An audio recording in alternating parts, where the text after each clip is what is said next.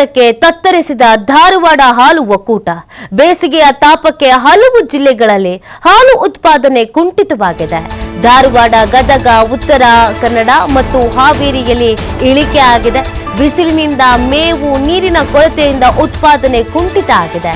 ಹೀಗಾಗಿ ಹಾಲು ಆಮದಿಗೆ ಧಾರವಾಡ ಹಾಲು ಒಕ್ಕೂಟ ನಿರ್ಧರಿಸಿದೆ. ಮುಂದಿನ 2 ತಿಂಗಳಲ್ಲಿ ಹಾಲಿನ ಉತ್ಪಾದನೆ ಕಡಿಮೆ ಆಗುವಂತ ಆತಂಕ ಎದುರಾಗಿದೆ. ಪರ್ಯಾಯ ಕ್ರಮ ಕೈಗೊಳ್ಳೋಕೆ ಧಾರವಾಡ ಹಾಲು ಒಕ್ಕೂಟ ನಿರ್ಧರಿಸಿದೆ. ಅನ್ಯ ಜಿಲ್ಲೆ, ಹೊರ ರಾಜ್ಯಗಳಿಂದ ಹಾಲು ತರಿಸಿಕೊಳ್ಳುವಂತ ಕ್ರಮಕ್ಕೆ ಇದೀಗ ಮುಂದಾಗಲಾಗ್ತಾ ಇದೆ.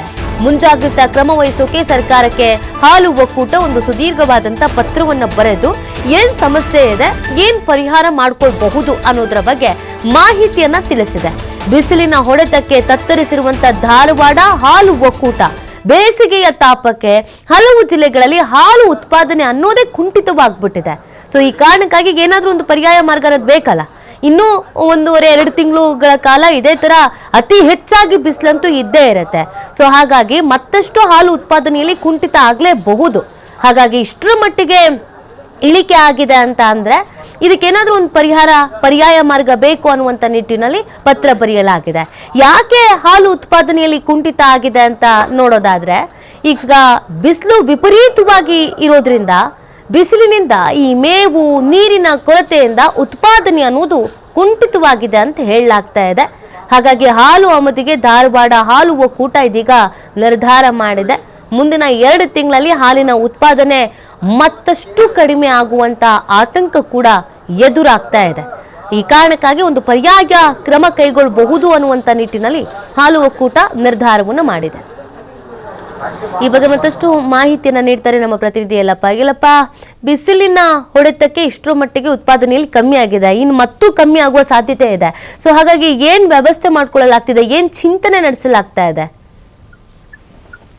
ನೀತಿ ಧಾರವಾಡದ ಹಾಲು ಒಕ್ಕೂಟ ಅಂತಂದ್ರೆ ಒಟ್ಟು 3 ಜಿಲ್ಲೆಗಳು ಬರ್ತವೆ. 3 ಜಿಲ್ಲೆಗಳಂದ್ರೆ ಉತ್ತರ ಕನ್ನಡ, ಗದಗ ಮತ್ತು ಧಾರವಾಡ. ಇದರ ಜೊತೆಗೆ ಇಲ್ಲಿ ಅಂದ್ರೆ ಹಾವೇರಿಯಿಂದ ಕೆಲವೊಂದಿಷ್ಟು ಭಾಗಗಳು ಈ ಒಂದು ಧಾರವಾಡದ ಹಾಲು ಒಕ್ಕೂಟಕ್ಕೆ ಇಲ್ಲಿ ಅಂದ್ರೆ ಸೇರ್ಪಡೆ ಆಗ್ತವೆ. ಇಂತಹ ಹಾಲು ಒಕ್ಕೂಟಕ್ಕೆ ಈಗ ಅಂತಂದ್ರೆ ಬಿಸಿಲಿನ ಹೊಡೆತಕ್ಕೆ ಈಗ ಒಂದು ಹಾಲಿನ ಒಕ್ಕೂಟ ಸಂಪೂರ್ಣವಾಗಿ ತತ್ತರಿಸಿ ಹೋಗ್ತವೆ. ಯಾಕಂದ್ರೆ ಈಗಾಗಲೇ ನಾವು ಮಾರ್ಚ್ ಅಂತ್ಯದವರೆಗೆ, ಈಗ ಅಂದ್ರೆ ಮಾರ್ಚ್ ಮಧ್ಯದಲ್ಲಿದ್ದೀವಿ, ಇನ್ನೂ ಕೆಲವೇ ದಿನಗಳಲ್ಲಿ ಅಂದ್ರೆ ಮಾರ್ಚ್ ಅಂತ್ಯಕ್ಕೆ ಹೋಗ್ತೀವಿ. ಏಪ್ರಿಲ್ ಮತ್ತು ಮೇ ತಿಂಗಳುಗಳಲ್ಲಿ ಇಲ್ಲಿ ಅಂದ್ರೆ ನೆತ್ತಿ ಸುಡುವಂತಹ ಏನು ಬಿಸಿಲೇನಿದೆ, ಈ ಬಿಸಿಲಿನ ತಾಪಕ್ಕೆ ಇಲ್ಲಿ ಅತಿ ಹೆಚ್ಚು ಜನರು ಇಲ್ಲಿ ಹೋಗ್ತಾ ಇದ್ದು ತಂಪು ಪಾನೀಯಗಳ ಮೊರೆ. ಅದರಲ್ಲಿ ಇವತ್ತು KMF ಅದರಲ್ಲಿ ಬರುವಂತಹ ಇಲ್ಲಿ ಲಸಿ ಇರ್ಬೋದು, ಹಾಲು ಇರ್ಬೋದು ಮತ್ತು ಮೊಸರು ಇರ್ಬೋದು, ಮಜ್ಜಿಗೆ ಇರ್ಬೋದು, ಈ ರೀತಿಯಾಗಿ ಅತಿ ಹೆಚ್ಚು ಬೇಡಿಕೆ ಕಾಣ್ತಾ ಇದೆ. ಇದರ ನಡುವೆ ಇಲ್ಲಿ ಅಂತಂದ್ರೆ ಈ ಒಂದು ಬಿಸಿಲಿನ ಹೊಡೆತಕ್ಕೆ ಮೇವಿನ ಕೊರತೆ, ಇನ್ನೊಂದು ಕಡೆ ಅಂತಂದ್ರೆ ನೀರಿನ ಅಭಾವ.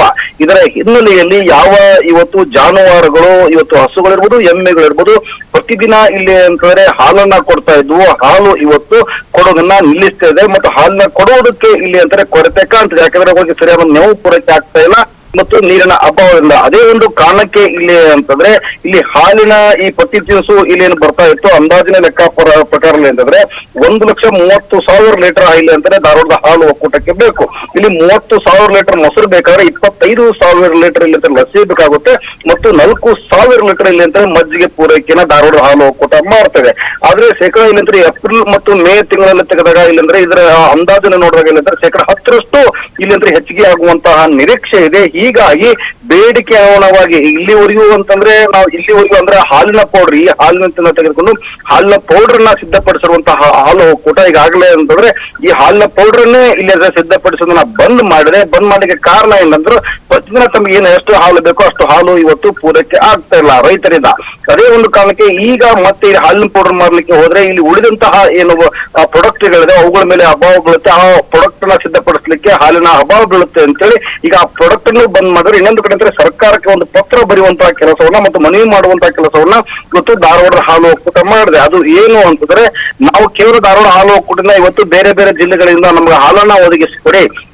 ಕೇವಲ ಧಾರವಾಡ ಜಿಲ್ಲೆ ಮತ್ತು ಇಲ್ಲಿ ನಮ್ಮ ರಾಜ್ಯದಲ್ಲಿ ಏನಾದರೂ ಹಾಲು ಸಿಗದೆ ಹೋದ್ರೆ ಕೊಲ್ಲಾಪುರ ಮತ್ತು ಬೇರೆ ಬೇರೆ ರಾಜ್ಯಗಳ ಅತಿ ಹೆಚ್ಚು ಇಲ್ಲಿ ಅಂದ್ರೆ ಧಾರವಾಡಕ್ಕೆ ಮತ್ತು ಈ ಭಾಗ ಉತ್ತರ ಕರ್ನಾಟಕ ಭಾಗದಿಂದ ಕೊಲ್ಲಾಪುರದಿಂದ ಮತ್ತು ಸೊಲ್ಲಾಪುರದಿಂದ ಹಾಲು ಹೆಚ್ಚಿಗೆ ಪೂರೈಕೆ ಆಗುತ್ತೆ. ಅದೇ ರೀತಿಯಾಗಿ ಅಲ್ಲಿ ಆ ಸರ್ಕಾರಕ್ಕೆ ಒಂದು ಮನವಿ ಮಾಡ್ಕೊಳ್ಳಿ, ನಮ್ಮ ಧಾರವಾಡ ಹಾಲು ಒಕ್ಕೂಟಕ್ಕೆ ಹೆಚ್ಚಿನ ಪ್ರಮಾಣದಲ್ಲಿ ಹಾಲನ್ನ ಒದಗಿಸಿಕೊಡಿ ಅಂತೇಳಿ ಈಗಾಗಲೇ ಒಂದು ಮನವಿಯನ್ನ ಧಾರವಾಡ ಹಾಲು ಒಕ್ಕೂಟ ಮಾಡಿದೆ. ನೀತಿ. ಓಕೆ, ಥ್ಯಾಂಕ್ ಯು ಯಲ್ಲಪ್ಪ ತಮ್ಮೆಲ್ಲ ಡೀಟೇಲ್ಸ್ಗಾಗಿ.